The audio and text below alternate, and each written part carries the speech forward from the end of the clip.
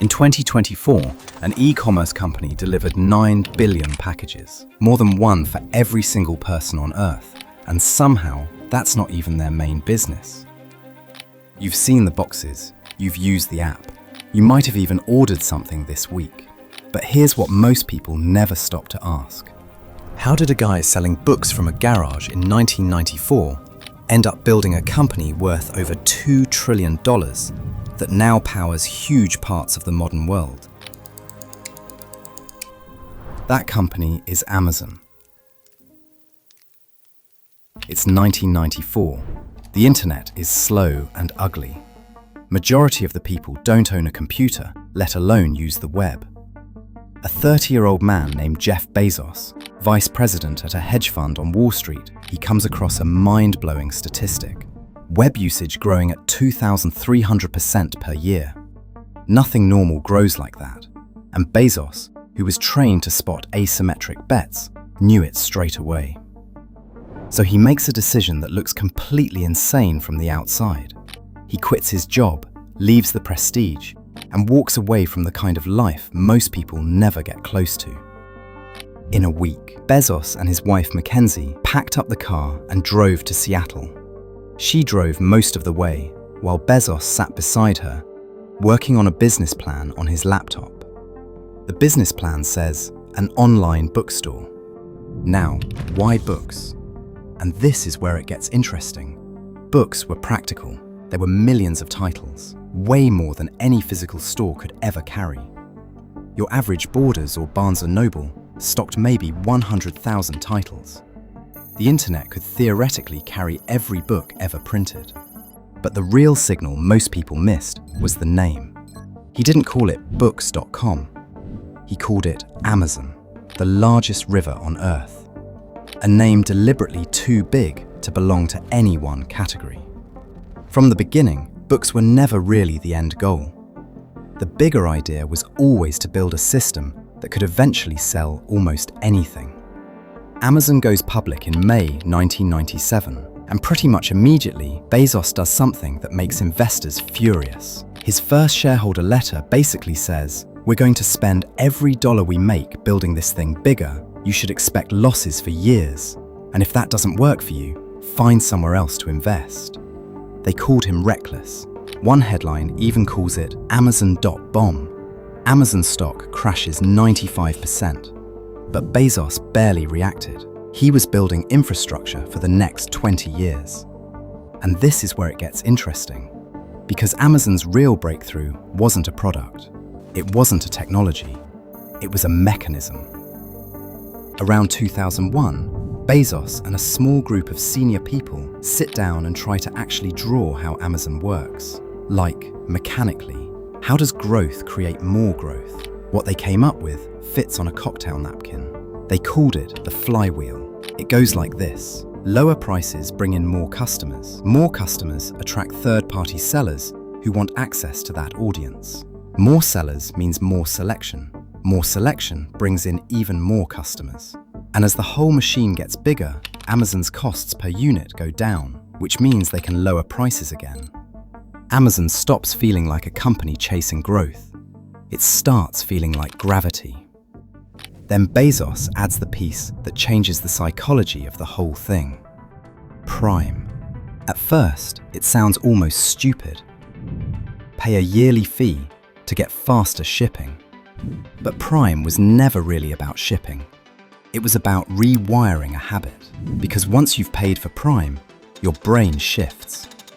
Every time you consider buying something elsewhere, there's a quiet calculation happening underneath.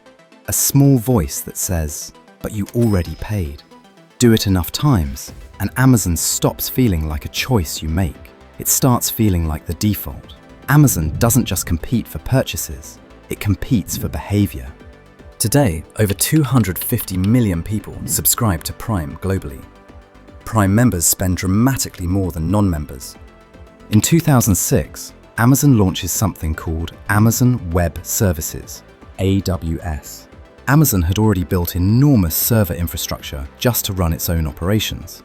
Servers, storage, computing, all of it custom built because nothing else at the time could handle what they needed. And then someone in a meeting asked the question that changed everything. What if other companies desperately need exactly what we just built for ourselves? So Amazon rented it to them. And slowly, then all at once, huge parts of the internet started running on Amazon's servers. Amazon Web Services today holds about 39% of the global cloud market. It runs Netflix, NASA, the CIA, thousands of startups you use every single day without knowing it. And here's the number that kind of breaks your brain a little. AWS alone pulled in about $128 billion last year, and it accounts for roughly 57% of Amazon's total operating income. The retail side, the warehouses, the Prime memberships, all of it combined doesn't make as much profit as this one cloud service that started as kind of an accident. The company everyone thinks of as an online store is actually the landlord of the internet. And while all of this was happening, Amazon was quietly collecting something even more valuable than revenue: data. What you search for at midnight, what you click on and then close without buying, what you put in your cart at 1 a.m. and remove before checkout. Amazon's recommendation engine now drives approximately 35% of all purchases on the platform. More than a third of everything people buy on Amazon was suggested to them by Amazon itself. Systems this powerful create pressure somewhere, and the people feeling it most are usually invisible. Inside Amazon warehouses, workers operate under relentless productivity targets. Move faster, pack faster, scan faster. One worker reportedly hit 300 packages an hour and still got flagged by the system because the algorithm had already raised the target. Workers described a pace with almost no room to slow down. Amazon disputes many of those claims. But in 2022, workers at a Staten Island warehouse formed Amazon's first successful US union. Then there are the sellers. Millions of businesses depend on Amazon. For some, it created life-changing success. For others, it felt like survival inside Amazon's ecosystem. Some sellers accused Amazon of copying successful products. Amazon denies it, but regulators noticed. In 2023, the FTC launched a major antitrust case against Amazon. And through all of it, the flywheel kept spinning. The weird part is, the strategy isn't even that complicated. You figure out what people actually want. You deliver it better than everyone else. You take every dollar you make and pour it back into doing that even better. And you just never think about next quarter when you could be thinking about the next decade. But executing that for 30 straight years, through the dot-com crash, through 2 recessions, through a pandemic, through antitrust lawsuits and labor fights and every major competitor on earth throwing billions at beating you, that's not really a strategy anymore. That's an obsession. And depending on who you ask, that's either the most impressive thing a company has ever pulled off, or a pretty uncomfortable reminder of what happens when one flywheel gets just a little too much speed. $716 billion in sales last year. And it all started with a guy in a passenger seat, driving toward a garage, typing on a laptop.